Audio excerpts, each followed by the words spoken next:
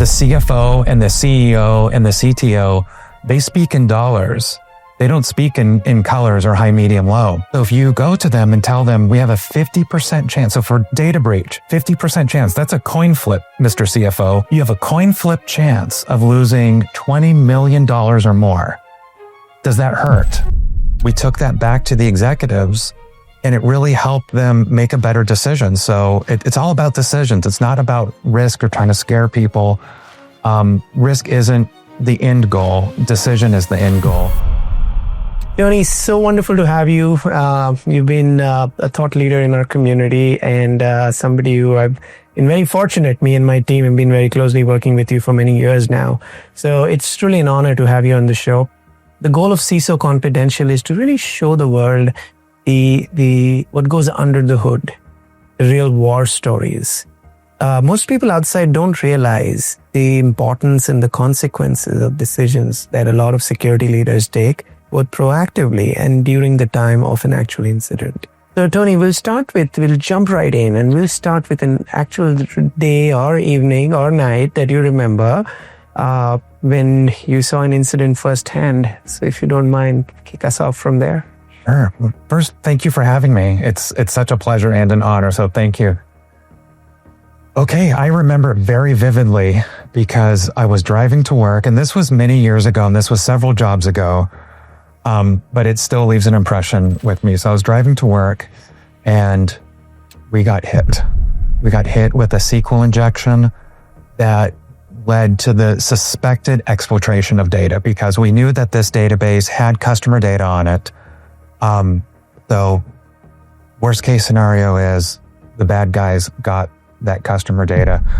And the reason why I got a call is I wasn't an incident responder. I wasn't on the first line incident response team. But I was on the technology risk management team. God. And so I called that day, like day zero. It was one of the worst days because we went in and we were just trying to triage, just trying to figure out what happened. And I can reverse about 30 days prior when I felt like we started getting a heads up, early warning signals of this. And that was basically SQL injections. We had a couple people, about 3 or 4 people that were on the computers, furiously typing, looking through logs, trying to figure out if the attackers were still in the system, because there were a whole bunch of detections that went off, a whole bunch of alarm bells that went off, and people got paged. But whether or not the attackers are still in the system or not is something that needs to be ascertained very quickly and needs to be shut off. One of the very first decisions were whether or not to shut the systems down to try to stop the attacker, stop the exfiltration, sure, or whether or not to try to keep it going. Because if you shut the systems down, that actually shuts the systems down, of course. Customers can't get in. What happened in the next few days, right? What was the whole sentiment in the organization, one on the security team side and the other is outside the security team? What was happening? Did you communicate it to the whole company, customers, regulators? Just what was going on? Definitely communicated to the immediate team very immediately within our technology teams and the security teams. And that's where tabletop exercises really come in handy and having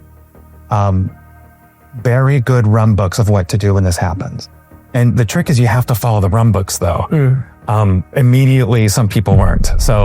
But I'm glad that, some people stepped in and really forced that type of discipline. So the days leading after, there was a lot of different notifications that went out as we started to understand the situation. We knew that there wasn't any lateral movement. It wasn't ransomware, that there was an attempt to get customer data, but it didn't happen. At least that we knew at the time. And we just basically walked through all the steps and just tried to get a handle on the situation. And what about external communication outside the team? Was there anything involved in terms out to customers? Yeah. Yes, there was customer notification. And that involved a lot of different teams. So the immediate incident response teams were technology teams and security engineers. And then as the informed party, you keep executives up to date. And then there's a switch. Once you get a handle on the incident, the main incident responders, I think, become other people like the legal team, the communications team, PR, those become the main incident responders. And that's the really important thing that I think I want to emphasize for people that are viewing this, that incident response isn't just the security team. It's a lot of different people throughout the company, and who's wearing the main incident response hat changes as you move through the chain of response. So a few days later, I would say that probably our legal team was the main incident response at about day 3. And they decided, only legal can make the decision if something's a reportable data breach. And that's the decisions that they made, those hard ones. Got it. Okay. And what happened like a month out from there, 2 months out from there? Was there a change in the way people look at cybersecurity, the way people look at resilience?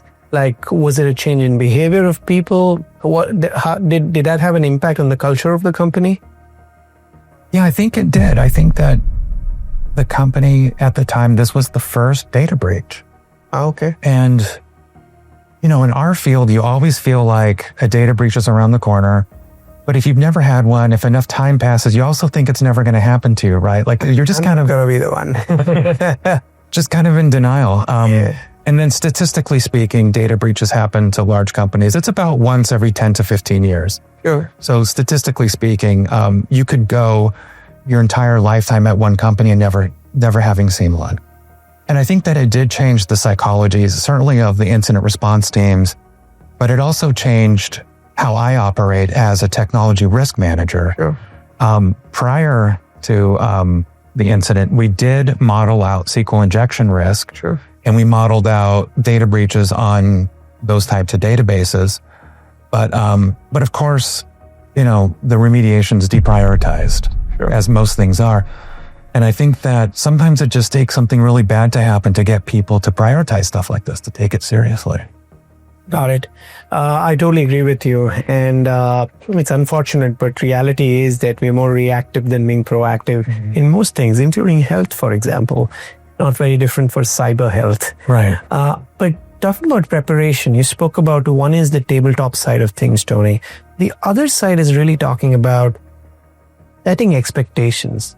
You spoke about, say, something which is once in 10 years. You annualize that translates into 10% likelihood in simple terms, right?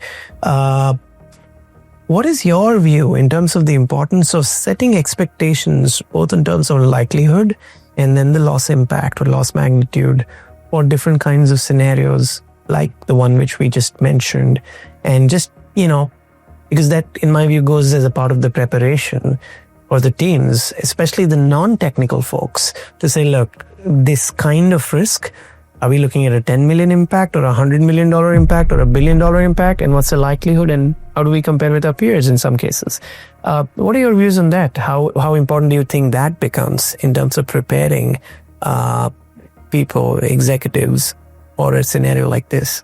It's incredibly important. I think that it's one of the most important things that a company can do is to manage their risk and to try to understand their risk. I've worked at companies where they articulated risk in red, yellow, green, or high, medium, low. And I think that when it comes to data breach risk, if you're going to the C-suite and you're communicating risk in colors like high, medium, low, or red, yellow, green, it's going to be really hard for them to put that in business terms, for them to take that seriously and to try to give you the resources you need to start to remediate that. I think that a big unlock for me in my career is when I moved away from that and started speaking the language of business. Sure. And the CFO and the CEO and the CTO, they speak in dollars. They don't speak in colors or high, medium, low. So if you go to them and tell them we have a 50% chance, so for data breach, 50% chance, that's a coin flip, Mr. CFO. You have a coin flip chance of losing $20 million or more. Does that hurt? Or are you okay with that? Yeah. And 9 times out of 10, they say, I am not okay with that. What do we need to do? How much are you okay with? I'm okay with 5. Okay, let's start the conversation about how to drive that risk down to 5 million. Yeah. Because we're never going to get rid of risk. Sure. Because that's the cost of doing business. So to answer your question, it's just incredibly important. And you need to have those conversations in business language. You need to speak exec, I think. Some people will have an argument here and say, is that even possible to go ahead and actually accurately predict whether it's a $50 million risk or a $5 million risk? You've done this successfully for many years, right? What are your thoughts on that? I hear that objection a lot, that it's not possible, or the risk landscape is too complex, or I don't have enough data. And my response to that is, I get it. I get where you're coming from, because I used to think that too. And if you think that it's hard, I think that all of your feelings are valid, but just know that you're not alone, that this has been solved for before. Quantitative cyber risk, CRQ, it's not a new thing that us cyber people invented. It's been around for, I would say, hundreds of years in the form of actuarial science. Actuaries, people that issue insurance policies, invented all the basic math and all the basic frameworks that we use today. Totally. And if it wasn't possible and if it was too hard, then you wouldn't be able to buy auto insurance, because an auto insurance policy uses the same math as the example I just gave you. 50% chance of losing 10 million or more. It's basically the same thing. So not only is it possible, it's doable, and it's easier in the last couple years than it ever has been, because of software like Safe. No, certainly. And the good part there is the degree of automation and simulations that you can now do today, which is exponentially so much more than what was possible in the past. Any practical examples that you've seen which comes out to say, look, this is what I was thinking about, and this is what, I don't need the exact numbers, of course, but you thought through a particular scenario, and then you were able to go ahead and actually talk about that to say, look, this is how I was able to quantify risk and show that, look, this is either the likelihood side or the loss magnitude side. Any example that you can share there, Tony? Yeah, the one that comes to mind is ransomware. Mm-hmm. So almost every company I've worked at wants us to quantify the risk of ransomware. That's something that's top of mind for everyone. And we had a situation in which the company I was working at the time never had an incident of ransomware, never had one. We got lucky. But we used the same techniques that you just described. I had some people come up to me and say, how could you possibly quantify risk if it's never happened here? We did what automobile insurance does, is we took a look at our competitors, our peers. And I don't know if I'm lucky or unlucky. Ransomware hits everybody, and there's so much data out there of how often it happens, how it happens, why it happens, and how much it hurts. Sure. It's just there. Yeah. If you know how to use Google. Or OpenAI these days. OpenAI, yeah. It's easier. You can do deep research and you just get that answer in a few seconds. It'll tell you exactly what the probability is. Yep. So we just use competitor data. So in the sector that we operate in, what's the probability of ransomware? And we got that. We know what an outage looks like, and we know what a data breach looks like. So a lot of ransomware is a combination of the two. So we're able to combine that.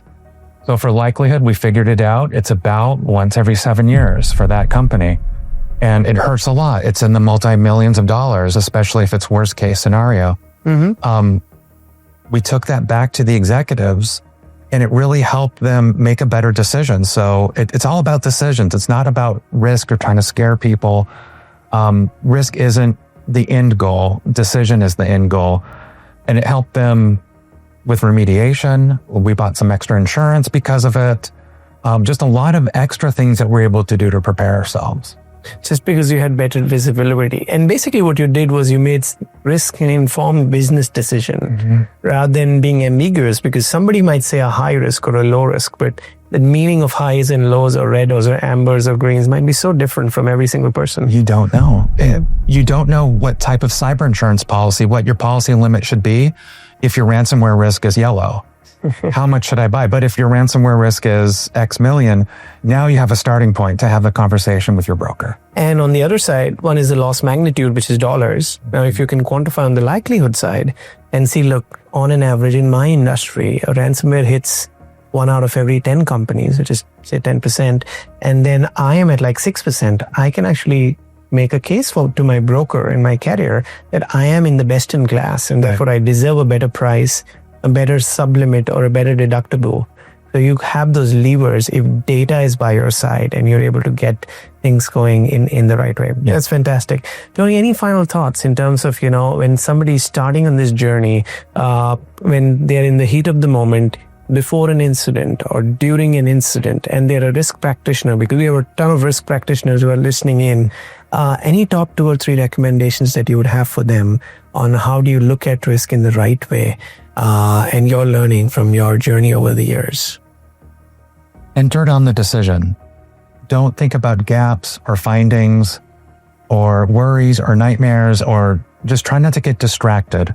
Sure. Really focus on the decision that executives are trying to make. Mm-hmm. So that would be my first advice. My second one would be, when it happens, and if you stay in this field long enough, it's gonna happen to you. Just try to stay cool. Let the cooler heads prevail.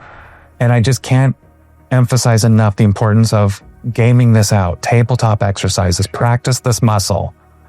You practice it enough times, it's going to become muscle memory. And then when your company's relying on you to do the right thing, to follow the steps, you'll be able to do it.